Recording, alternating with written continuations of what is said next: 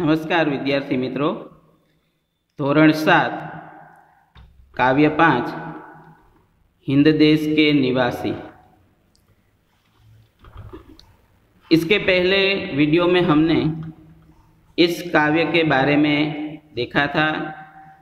इसके काव्य के सभी शब्दों को हमने समझा था। हिंद देश के निवासी, इस काव्य का थोड़ा रिवीजन करके अब हम अभ्यास और स्वाध्याय के प्रश्नों के और उसके उत्तर की चर्चा करेंगे। तो थोड़ा इसके बारे में देख लेते हैं कि हिंद देश के निवासी इस काव्य में कवि हमें समझाना चाहते हैं कि हिंद देश के निवासी जो सभी जन है, सभी मनुष्य है, वह सब एक है। चाहे उसका रंग, रूप, वेश, भाषा अलग अलग हो, वह अलग अलग देश के निवासी, अलग अलग प्रांतों में रहने वाले हो, अलग अलग रंग रूप हो, वेश भाषा अलग अलग हो, लेकिन वह सब हिंद देश के निवासी है। उसका दृष्टांत दिया था फूलों का कि बेला, गुलाब, जूही, चंपा, चमेली, ये सब अलग अलग प्रकार के फूल है, लेकिन जब वह माला में गूंथे जाते हैं तब वह माला कहलाती है। उसी प्रकार से भारत देश में रहने वाले सभी जन, सभी मनुष्य एक है। कोयल और पपीहे के दृष्टांत के द्वारा भी यह बात हमें समझाई कि वह अलग अलग प्रकार के राग गाती है, तराना यानी कि गीत गाती है, लेकिन उसका राग एक है। नदियाँ जो है, गंगा, यमुना, ब्रह्मपुत्र, कृष्णा, कावेरी, ये सभी अलग अलग नदियाँ हमारे देश में बहती है, लेकिन जब वह सागर में मिल जाती है तब वह सागर बन जाती है। उसी प्रकार से हमारे देश में अलग अलग प्रकार के धर्म है, अलग अलग पंथ है, लेकिन सबकी मंजिल एक है, ईश्वर की प्राप्ति करना और मनुष्य की उन्नति हो। ऐसा ही सबका सार है, सबकी मंजिल है। तो इस प्रकार से ये जो काव्य है हिंद देश के निवासी, उसमें कवि हमें यह समझाना चाहते हैं कि हमारे देश में रहने वाले सभी जन, सभी लोग, सभी मनुष्य एक है, वह हिंदुस्तानी है, वह भारतीय है। ऐसी बात यहाँ हमें इस काव्य में समझाना चाहते हैं। आगे हम इसके प्रश्न और उसके उत्तर के बारे में चर्चा करेंगे। मैंने आपको इस काव्य के शब्दार्थ लिखने के लिए कहा था, तो आपने अपनी कॉपी में, अपनी नोट में इसके शब्दार्थ लिखे होंगे। अगर नहीं लिखे तो ये आपको शब्दार्थ लिख लेना है। अब हम इसके अभ्यास के प्रश्नों की चर्चा करेंगे। तो पहले आप देखते हैं कि यहाँ हम अभ्यास के बारे में देखें तो पहला जो प्रश्न है,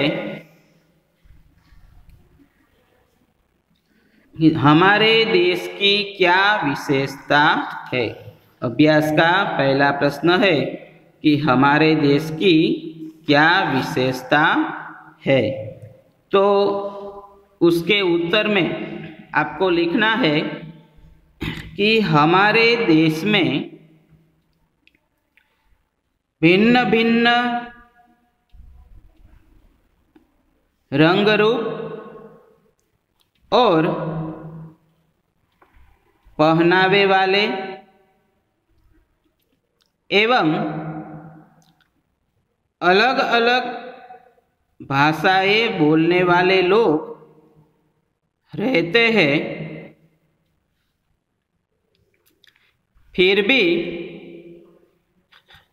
यहाँ के लोग एक है। इस तरह विविधता में एकता ही हमारे देश की विशेषता है। इस तरह विविधता में एकता ही हमारे देश की विशेषता है।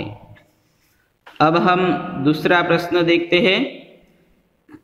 सभी नदियाँ कब एक होती है।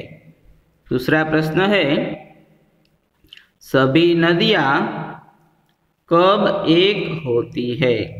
तो उसके उत्तर में आपको लिखना है सभी नदियां अलग अलग स्थानों से निकलती है, उनके बहाव भी अलग अलग है, लेकिन जब वे सागर में मिलती है तब एक हो जाती है। जब वे सागर में मिलती है तब वे एक हो जाती है। तीसरा जो प्रश्न है, सभी धर्मों का सार क्या है? सभी धर्मों का सार क्या है? तो उसके उत्तर में आपको लिखना है सभी धर्मों का सार, सभी धर्मों का सार यह है कि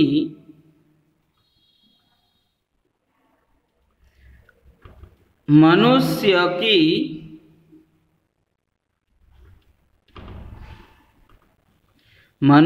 की बुराइयों को दूर रखना और उसको आगे बढ़ाना, उन्नत करना, यही सभी धर्मों का सार है।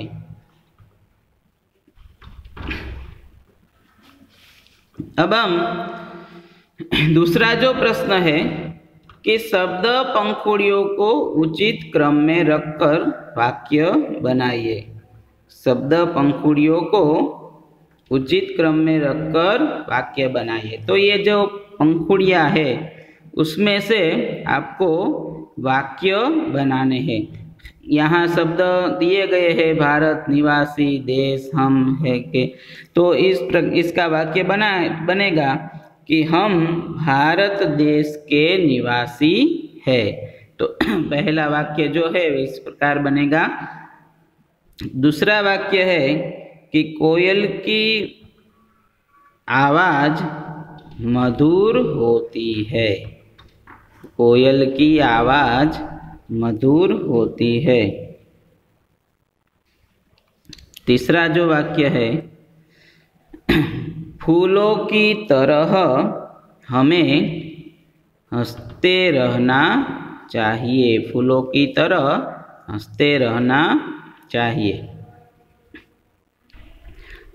ब है, गोले में से शब्द चुनकर अर्थपूर्ण वाक्य बनाइए। तो यहाँ उदाहरण दिया गया है, सोहन पढ़ रहा है। तो आपको इस गोले में से जितने वाक्य बने उतने वाक्य बनाना है कि रीनल पढ़ रही है, सोहन पढ़ रहा है, मेघा पढ़ रही है, सोहन खेल रहा है, हरेश खेल रहा है। इस प्रकार से आपको ये जो शब्द है उसमें से वाक्य बनाना है। तीसरा प्रश्न है कि काव्य पंक्तियों का भावार्थ समझाइए। तो मैंने जिस प्रकार आपको ये भावार्थ समझाया है उसी प्रकार से आपको अपनी नोट में लिखना है कि हिंद देश के निवासी सभी जन एक है, रंग रूप वेश भाषा चाहे अनेक है। इसके बारे में आपको लिखना है, इसके अर्थ आपको समझाने हैं। इसके बाद चौथा जो प्रश्न है, औरत और लड़की के स्थान पर क्रमशः आदमी और लड़का रखकर परिच्छेद फिर से लिखिए। तो यहाँ क्या करना है आपको कि औरत और लड़की के स्थान पर क्रमशः आदमी और लड़का रखकर परिच्छेद फिर से लिखिए कि एक मोटी औरत जा रही थी। तो औरत के स्थान पर आदमी और लड़की के स्थान पर लड़का। तो एक मोटा आदमी जा रहा था। पीछे पीछे एक लड़की, तो लड़की की जगह लड़का, तो पीछे पीछे एक लड़का चल रहा था। लड़का छोटा और पतला था। आदमी को पता चला तो घूर कर बोला, ये लड़का मेरे पीछे पीछे क्यों चल रहा है? लड़का भोलेपन से बोला, मैं तो केवल छांव के नीचे चल रहा था। मैं तो केवल छांव के नीचे चल रहा था। तो इस प्रकार से ये प्रश्न आपको इस प्रकार लिखना है कि औरत के स्थान पर आदमी और लड़की के स्थान पर लड़का रखकर परिच्छेद को फिर से लिखना है। स्वाध्याय के प्रश्न जो है उसको हम देखते हैं कि स्वाध्याय का पहला प्रश्न है और उसमें है, हिंदवासियों में कैसी विविधताएं है? हिंदवासियों में कैसी विविधताएं है? तो उसके उत्तर में हम लिखेंगे, हिंदवासियों में अलग अलग रंग और अलग अलग रूप है। उनके पहनावे अलग अलग है। वे अलग अलग भाषा बोलते हैं। वे अलग अलग धर्मों को जानते हैं, अलग अलग धर्मों को मानते हैं। इस प्रकार हिंदवासियों में अनेक प्रकार की विविधता है। तो ये जो उत्तर था पहले प्रश्न का, फिर से मैं आपको ये प्रश्न के उत्तर बताता हूँ। हिंदवासी अलग अलग रंग और रूप के हैं। उनके पहनावे अलग अलग है। वे अलग अलग भाषा बोलते हैं। वे अलग अलग धर्मों को मानते हैं। इस प्रकार हिंदवासियों में अनेक प्रकार की विविधता है। दूसरा जो प्रश्न है, माला में कौन कौन से फूल एक रूप हुए हैं? तो ये प्रश्न का उत्तर तो आप सबको भी आएगा कि माला में कौन कौन से फूल एक रूप हुए हैं। लेकिन फिर भी मैं आपको इस प्रश्न का उत्तर बताता हूँ कि माला में बेला, गुलाब, जूही, चंपा, चमेली आदि तरह तरह के फूल एक रूप हुए हैं। तो ये था दूसरे प्रश्न का उत्तर। अब तीसरा प्रश्न जो है, इस कविता में किन नदियों का उल्लेख है? तो नदियों के नाम लिखने हैं। तो इसका उत्तर भी आपको आएगा, ये भी काव्य में आ गया है। लेकिन फिर भी इसका उत्तर क्या है कि इस कविता में गंगा, यमुना, ब्रह्मपुत्र, कृष्णा और कावेरी जैसी अलग अलग नदियाँ है। तो इसका उत्तर इस प्रकार है। फिर चौथा प्रश्न है, नदियों से हमें क्या संदेश मिलता है? नदियों से हमें क्या संदेश मिलता है? तो यहाँ आगे इस काव्य में हमने देखा था कि नदियाँ जो है वह सागर में मिलती है। तो नदियों जो उसका अलग अलग बहाव है, उसका स्थान अलग अलग है, फिर भी वह सागर में मिल जाती है। तो इस प्रकार से इस नदिया का संदेश क्या है, तो उसके बारे में हम उत्तर लिखेंगे। तो अब मैं इस प्रश्न का आपको उत्तर बताता हूँ कि हमारे देश में अनेक नदियाँ हैं, उनका उद्गम स्थान अलग अलग है और वे अलग अलग प्रांतों से बहती है, लेकिन अंत में वे सागर में मिलकर एक हो जाती है। इन नदियों से हमें यह संदेश मिलता है कि जैसे नदियाँ अलग अलग होकर भी एक हो जाती है, उसी तरह हम भारतवासी अलग अलग होने पर भी एक है। ऐसा इस नदियों के द्वारा हमें संदेश मिलता है कि जिस प्रकार नदियाँ अलग अलग होकर भी जब वे सागर में मिल जाती है तब वह एक हो जाती है, तो इस प्रकार भारत देश में रहने वाले यानी कि हिंद देश के निवासी जो है वह सभी जन एक है, ऐसी बात यहाँ हमें बताई है। तो यह था पहले प्रश्न के 4 प्रश्नों का उत्तर।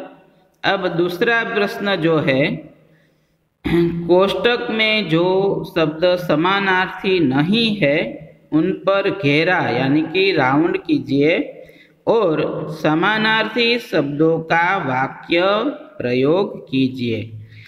तो इस पहला जो घेरा है, समानार्थी शब्द यहाँ दिए गए हैं, तो उसमें हम देखें कि पंथ, तो पंथ का समानार्थी क्या होता है कि राह और रास्ता, ये दोनों समानार्थी शब्द है कि पंथ यानी कि राह और रास्ता। तो यहाँ हमने क्या किया, बताया कि समानार्थी नहीं है उन पर घेरा यानी कि राउंड कीजिए।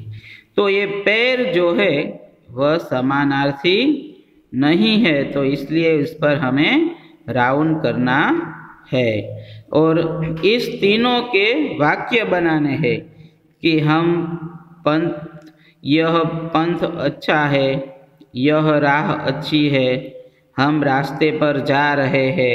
ऐसे आपको अपनी सोच के अनुसार वाक्य बनाने हैं। दूसरा जो है कुसुम, पुष्प, फूल और कांटा। तो कुसुम का समानार्थी शब्द होता है पुष्प और फूल। तो यहाँ अलग शब्द जो है वह है कांटा, तो हम उस पर घेरा करेंगे यानी कि राउंड करेंगे।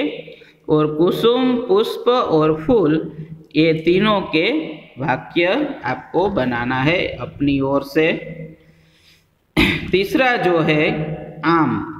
तो आम अनूठा, अनोखा, निराला। तो आम जो है वह यहाँ अलग शब्द है। अनूठा का समानार्थी शब्द होता है निराला या अनोखा। तो आम का इसमें से कोई समानार्थी शब्द नहीं है, तो आम जो है वह अलग होता है। निराला यानी कि अनूठा, अनोखा, अनोखा, अनूठा, निराला, ये तीनों समानार्थी शब्द हमें मिलते हैं। इसके बाद है जन। तो जन का समानार्थी होता है मनुष्य, मानव। तो यहाँ स्त्री जो है वह अलग होता है। तो जन, मनुष्य और मानव, इन तीनों का आपको वाक्य बनाना है, तीनों शब्द का। अनूठा, निराला और अनोखा का भी वाक्य बनाना है। तो इस प्रकार से यहाँ ये जो काव्य है, 5वां काव्य हिंद देश के निवासी, इसके प्रश्न उसके अभ्यास और स्वाध्याय के प्रश्नों के बारे में हमने चर्चा की और इस काव्य को भी हमने समझा। तो अब आपको अपनी कॉपी में, अपनी नोट में पहले इस काव्य को लिखना है, फिर उसके बाद उसके शब्दार्थ लिखना है, फिर अभ्यास के प्रश्न और उसके उत्तर लिखना है, और उसके बाद स्वाध्याय और उसके प्रश्न और उसके उत्तर लिखना है।